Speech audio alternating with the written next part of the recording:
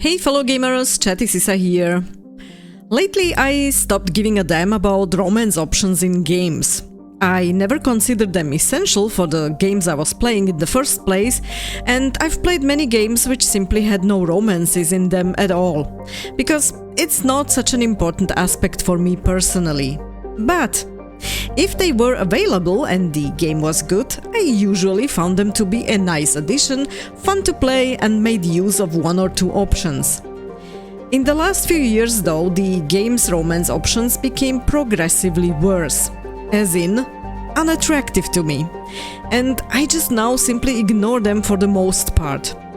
Whether it's my age, that I'm now older and paying attention to different characteristics, or it's the simple fact that everyone has a different taste, is surely playing a role. But simply put, as a straight woman, I don't think that recently the male romance options have been appealing all that much.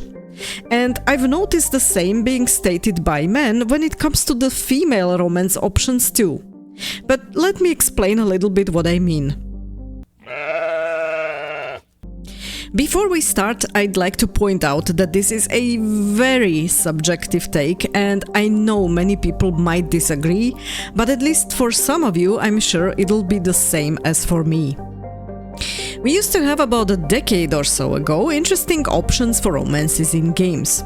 As much as I dislike BioWare now and what they've become, back then they knew how to write great characters and how to make romances in their games work.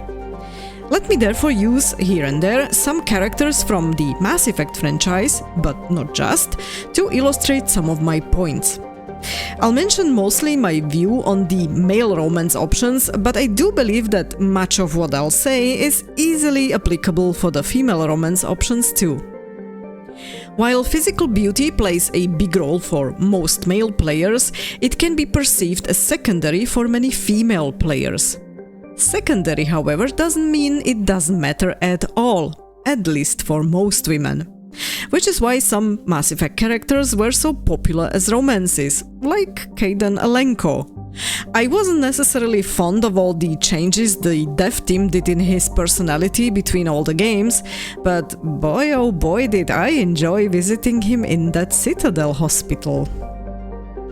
And talking about male players, there's a reason why Miranda or Liara were so popular as romance options within the original trilogy. But back to the female perspective. Thane or Garrus are good proof that for women it's often not about the looks only. Sure, the overall physique is still keeping basic masculine traits, even though they're not human, but more importantly, they are well written. They have their own personality, they're tough because of what they've been through in their life, and as you get to know them better, you slowly peel away the layers. You're having the feeling that what you discover is just for you. They don't necessarily air their weaknesses, so to speak. Another important point, I believe, is a good choice of voice actors. I personally don't like what I call Mickey Mouse voices. The voice has to be attractive too if I'm to consider a character as a romantic partner for my main protagonist. No, we don't necessarily need to have all the male characters sounding like, I don't know, Morgan Freeman or Alan Rickman, but they shouldn't also preferably sound like Chris Tucker. And how about commitment and loyalty? All three previously mentioned male characters prove throughout your relationship that they're reliable partners across more than one game. Many new characters in games are often lacking a clear demonstration of this commitment or loyalty. They're here for everyone and sometimes even brag about how many love interests they have, which isn't exactly appealing, no matter how good they look. Another romance option we're sometimes getting is that they're just some very minor side character you spend little to no time with and know almost nothing about. The connection or interest just isn't there, and these characters are just here for the sake of it. Just so that the devs can say, here, yet another option for you, as meaningless as it might be. Not to mention those characters that are even lying to you or omit the truth. Thinking here, for example, about Reyes from Andromeda. Is a liar supposed to be sexy? I guess I'm old then. This is also, by the way, a good illustration on how one and the same studio can change its romance writing over time, and not for the better. Lately also many of the male potential interests are written as hyper-emotional, laying out their biggest secrets right in the second dialogue to anyone, and sometimes they have feminine traits. Sorry to put it that way, but if they just move, talk and behave like gay men, that is not appealing to a straight woman when considering a romance partner. Nothing against gay men, please don't get me wrong, they're one of the funniest, friendly, intelligent and supportive friends I know, but they're just not my romantic preference, logically. It's clear the writing in general does play a big part. We've seen games where many of the characters are having very immature and childish dialogues, which makes you wonder how someone thought that this would have any sex appeal to the player. Again, see Andromeda and Liam in this case as an example. And it's not just the male romances that suffer. Some female ones now feel like they were written by a teenager who's never spoken to an adult, with zero chemistry and the feeling of watching some high school drama unfold. I really don't envy the male gamers here too, honestly. Now, I'm not saying that there are no exceptions. There certainly are good new games that offer interesting characters if you're looking for romance options. But in general, the problem is rather the current trend of trying to please all the players, so many games make romance characters available for anyone. Men, women, the they-thems and so on. But that often means giving female characters more masculine traits and male characters more feminine traits in order to cater to the players with different sexual preferences. And that is what is making the characters less attractive for purely heterosexual players. Mind you, those are still the majority. Only about 17% of gamers identify as LGBTQ+, according to a 2024 GLAAD report.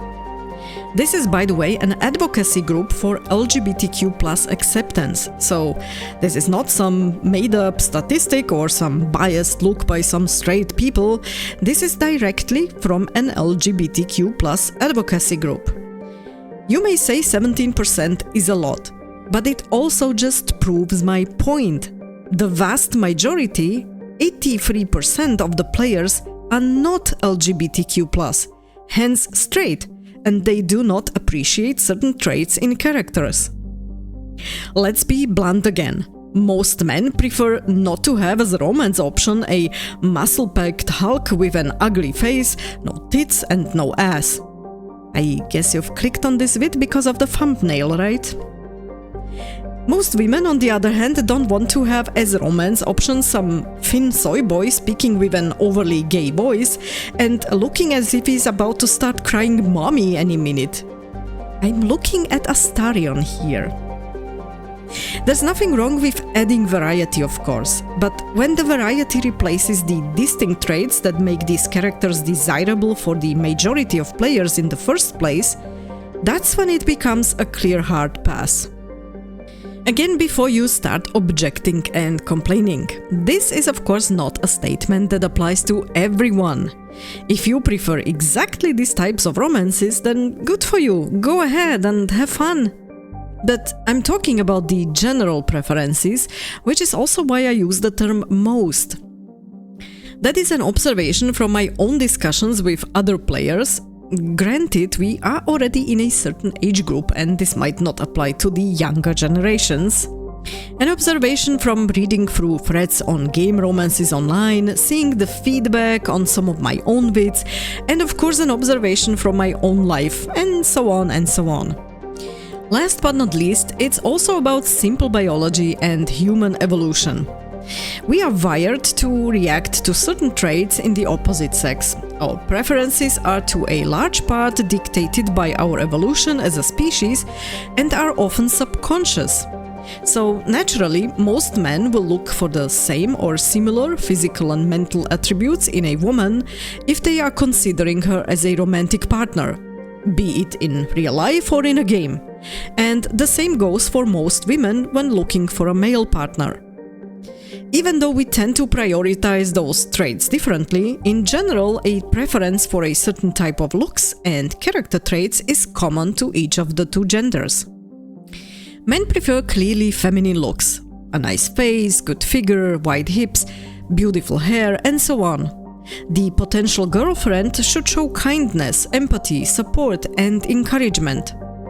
Women, on the other hand, look often for muscular or strong men, taller, and prefer those that are confident, decisive, honest, and demonstrate clear personal integrity. As you can see, it's hard to mix those two. As already previously mentioned, the moment you start creating universally appealing characters, like male characters exhibiting emphasized female traits, you're losing the interest of the women in the process, and vice versa. I'm sure a few of you will now scream, "But Sisa, Baldur's Gate 3, what about the bear?" I know, but it's not what I'm talking about in this vid where I really look at humans, or let's say humanoids for the sake of it.